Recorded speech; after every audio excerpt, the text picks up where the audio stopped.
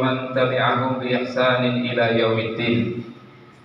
فقال الله تعالى في كتابه الكريم: أعوذ بالله من الشيطان الرجيم.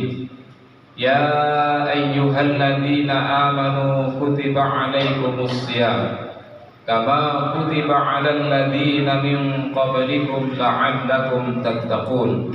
صدق الله العظيم وصدق رسوله الكريم ونحن على ذلك من الشاهدين والشاكرين والحمد لله رب العالمين.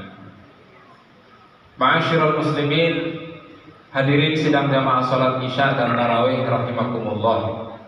Puji dan syukur kita haturkan kehadirat Allah Subhanahu wa taala.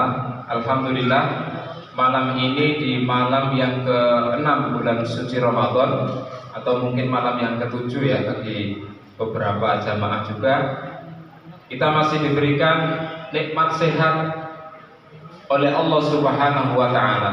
Kita masih diberikan nikmat berupa keimanan oleh Allah Subhanahu wa taala, sehingga kita bisa memenuhi salah satu seruan Allah bagi kita semuanya orang-orang yang beriman, yakni melaksanakan ibadah puasa di bulan suci Ramadan. Salawat dan salam mari kita sampaikan kepada junjungan kita Nabiullah Muhammad sallallahu alaihi wasallam. Kita semua berdoa berharap agar kita semua nanti kelak mendapat syafaat beliau di yaumil qiyamah. Amin Allahumma amin. Bapak Ibu jamaah yang dirahmati Allah, pada kesempatan malam hari ini izinkan saya menyampaikan sebuah hadis yang disampaikan oleh Rasulullah sallallahu alaihi wasallam.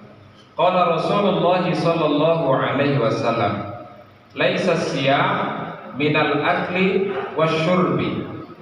Kata Rasulullah, tidaklah puasa itu hanya menahan dari lapar dan dahaga, atau menahan dari makan dan minum.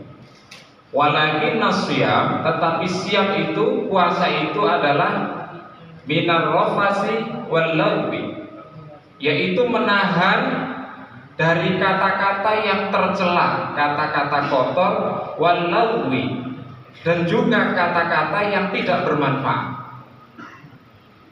Wa in syabaka ahadukum aw jahula 'alaika faqultu inni shaimun, kata Rasulullah.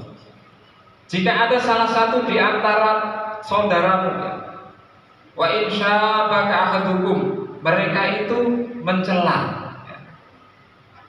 aw jahula 'alaika, atau usil kepada kita, ya. Kata Rasulullah, faqultu, maka katakanlah, inni shaimun, sesungguhnya aku sedang berpuasa, sesungguhnya aku sedang berpuasa.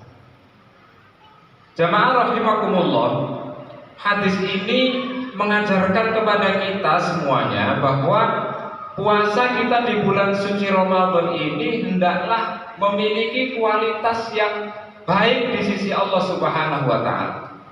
Mengajarkan kepada kita bagaimana sesungguhnya puasa yang berkualitas sehingga mendapat nilai pahala yang sempurna dari Allah Subhanahu wa taala.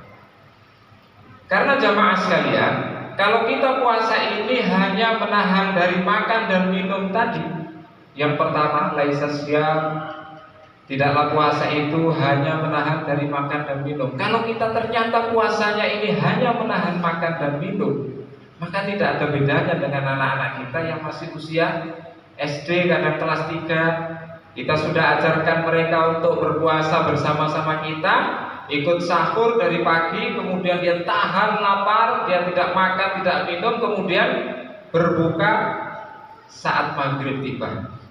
Tetapi mungkin di pergaulannya dia dengan teman-temannya ada bertengkar, ada berselisih dan lain-lain anak-anak kita. Mereka puasa anak-anak, masih belajar berpuasa. Lalu bagaimana dengan puasa kita? Kita yang sudah dewasa, kita yang sudah balik, kita yang sudah bapak-bapak, bahkan sudah kakek-kakek, apakah puasa kita sama kualitasnya dengan puasa anak-anak kita yang masih belajar?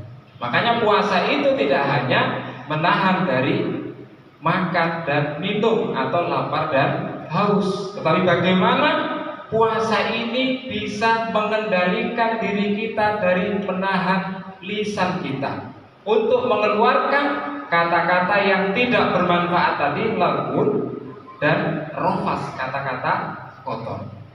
Nah, ini yang penting jamaah sekalian. Kenapa?